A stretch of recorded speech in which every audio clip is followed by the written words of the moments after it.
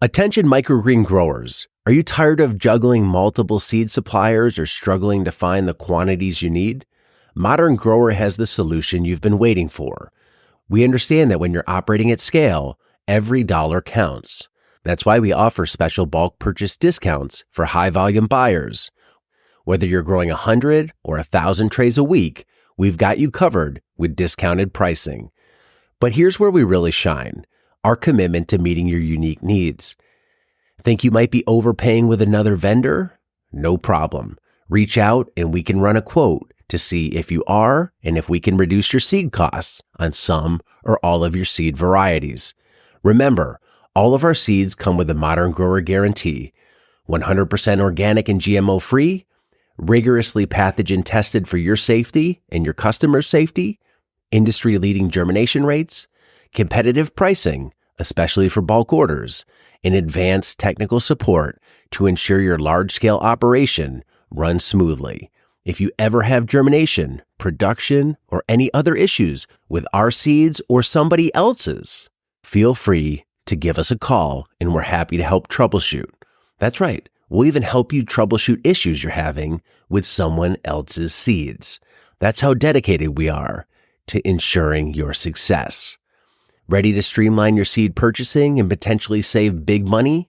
Visit shop.moderngrower to see our current inventory, and don't hesitate to contact us for bulk purchase discounts or custom seed sourcing requests. Grow bigger, grow better, grow modern with Modern Grower, your partner in microgreen success. For people that are interested in adding biochar to their soil, I think one of the best ways to do it is to get out there and make it, from a simple pit kiln that you can just dig in the soil to some of the more, I'll call them advanced, although they're not super complex. It's not like building a computer, of the fire cap kiln that you have, cone kilns, pyramid kilns, that Oregon kiln. You have plans for all that on wilsonbiochar.com. What do you think is a great way for a beginner to start out if they want to make some biochar? They maybe don't have great fabrication skills. They don't want to dump a bunch of money in it right away because they're not sure if they're going to be into this. How would you advise people start? The easiest, quickest way to make a lot of biochar is to have some small brush.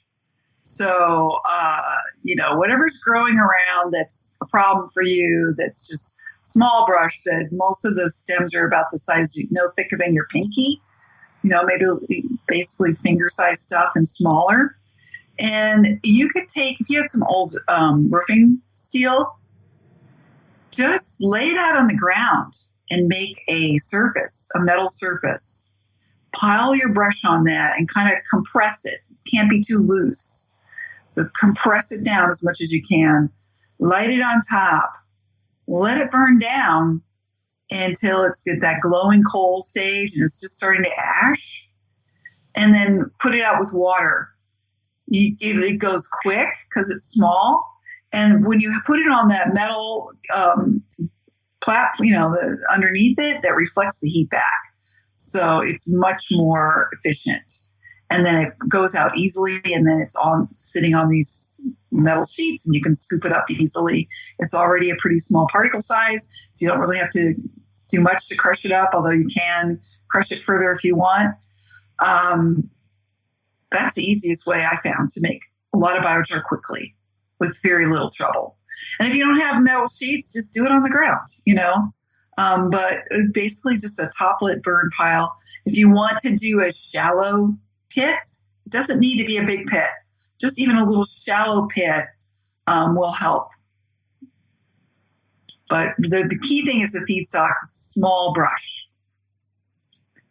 Another way you could do it if you don't have much, you just want to play around with it. Maybe you don't have the ability to burn a pile because you're, in town or, in the suburbs. You've got a kettle grill. You have a kettle grill in your backyard on your deck. You can make biochar. So you just cut off this would be for a charcoal grill, not a gas grill. But you close the air holes in the bottom.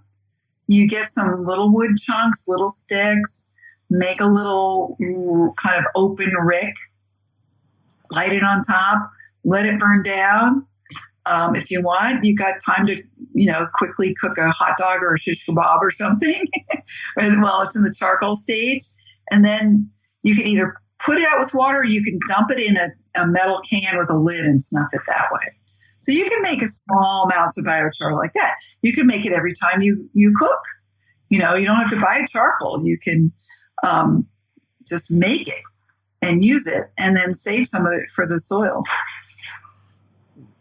Burning from the top versus burning from the bottom. Most of these vessels, there's some sort of shape. And in a traditional fire, if you're going to start a campfire, you're building your fire down here, and then you're adding wood, and it's potentially building up here. If you look at some of the diagrams on sites like yours, you have this vessel. It's empty. We're going to fill it with dry brush. We're going to light it up here. It's going to burn its way down, creates an ash and a flame cap at the top. Then we're going to start adding our new material to that once that's all burned. Right. What's the significance of burning from the top? Why that, and why not start at the bottom, get a fire going, and layer up? It's just quicker. I mean, and I used to do it that way, where I put a small fire in the kiln. It would just take a long time to build up the heat, take a whole extra hour. So by making them a kind of loose rick, and if you make it too big, it won't burn all the way down. So, lots of times I've ended up with some unburned stuff in the bottom, but that's not a problem. But still, if you kind of fill it fairly full with smaller stuff, it will, it starts doing that thing where it sucks air from the top. Where in making biochar, where do you think people make mistakes? Where are they getting it wrong? You teach a lot of workshops. You've seen a lot of this. Are there common things people do wrong on the production side? So not inoculating it, not composting it first, but on the production side. Well, I think we're all learning, and everybody has different feedstocks. I think the main thing that's going to give you better results is to make sure your biomass is dry and not too big.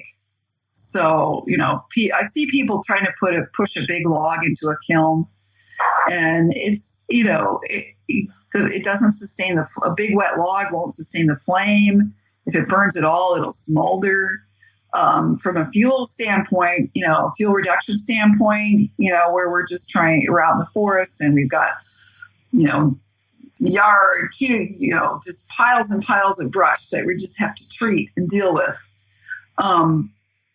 People will put big logs in those piles, and there's no need from a fuel standpoint to try to burn an 8-inch diameter log, because it's not a fuel danger. It's the small brush. It's the limbs. Those are the things we want to burn. So keep it small and keep it dry, and you should be successful. And always keep a flame on top, because if you start loading it too fast, the flame will die down. You'll start getting smoke. So as soon as you get smoke, hold off. Let the flame come back up. So in a perfect burn, this is one concern people have that aren't knowledgeable about it. They're like, you're putting all that smoke and particulated into the air, but in a efficient, clean burn, there is no to minimal smoke, and there is no particulate because it's all being burned off.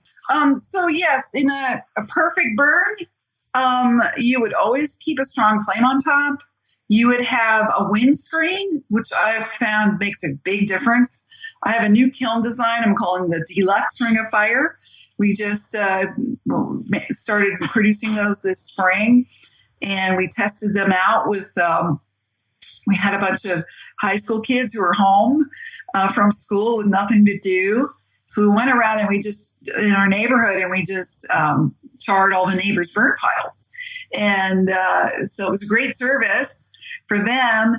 And this new kiln, it's got an extra screen around it. So it's a ring of fire with an extra windscreen, and it really dramatically improves the efficiency and the emissions, at least visually, because you got a preheated air coming up in the annular space between the two rings, and that preheated air helps feed the flame, and it's a little taller as opposed to the Oregon kiln.